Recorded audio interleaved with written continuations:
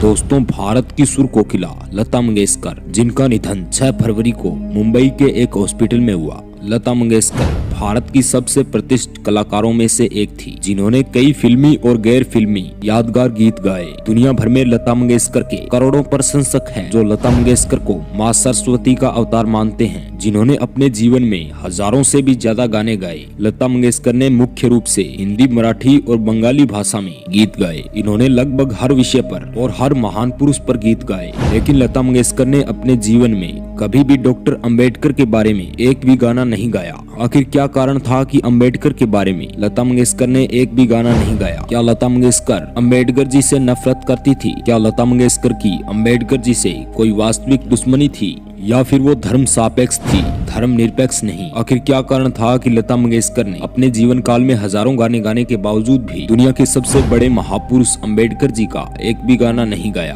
तो चलिए जानते हैं इस वीडियो में। वीडियो शुरू होने से पहले ऐसी ही और वीडियोस देखने के लिए हमारे चैनल को सब्सक्राइब जरूर कर लें। ये सवाल कोई आसान सवाल नहीं है जिसे बहुत सरलता से समझाया जा सके। इस सवाल को जानने के लिए हमें सबसे पहले इस प्रश्न को शुरू से बताना होगा।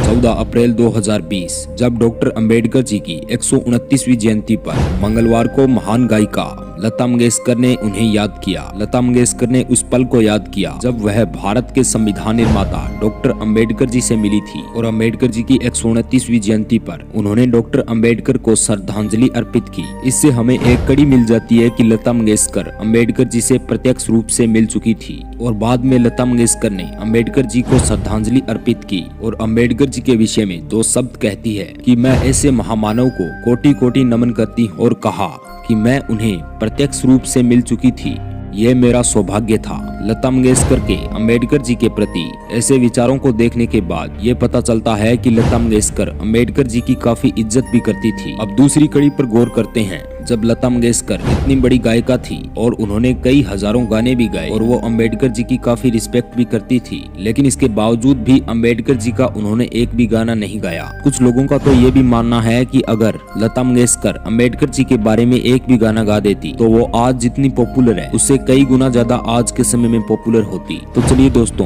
प्रेजेंट की दृष्टि से तो हमने देख लिया, अब करते हैं इतिहास की बात। सबसे पहले वामन दादा ने इस पर प्रयास किया कि लता मंगेशकर कैसे भी करके अंबेडकर जी के बारे में एक गाना गाए। इस बात को लेकर वामन दादा लता मंगेशकर के घर गए और उनके सामने ये प्रस्ताव रखा कि वह अंबेडकर जी का एक गाना गाए, लेकिन इस पर लता मंगेशकर ने उन्हें कोई भी जवाब नहीं दिया, या फिर सीधा कहें तो जो विचार वामन दादा उनके पास लेकर आए थे उस विचारों को नजरअंदाज किया, और बाद में वामन दादा के साथ इस विषय पर कोई भी बात नहीं की। इससे ये अंदाजा लगाया जा सकता है कि लता मंगेशकर अंबेडकर जी के बारे में कोई भी गाना नहीं गाना चाहती थी, और वामन दादा के अलावा कई ऐसे लोग थे जो लता मंगेशकर को मनाने के लिए उनके पास गए, लेकिन लता मंगेशकर ने इस पर कोई भी विचार प्रस्तुत नहीं किया। जिसके बाद दलितों ने लता मंगेशकर पर काफी नाराजगी जताई, जिसके बाद सीधा सीधा यह अंदाजा लगाया जा सकता है कि सुर कोकिला लता मंगेशकर ने अंबेडकर पर इसलिए गाना नहीं गाया क्योंकि वह अपनी कथित जातिवादी मानसिकता के तहत अंबेडकर जी पर गीत गाने का ऑफर ठुकरा दिया था। दोस्तों, आप समझ ही गए होंगे कि लता मंगेशकर ने अंबेडकर जी के बारे में एक भी गाना क्यों नहीं गाया।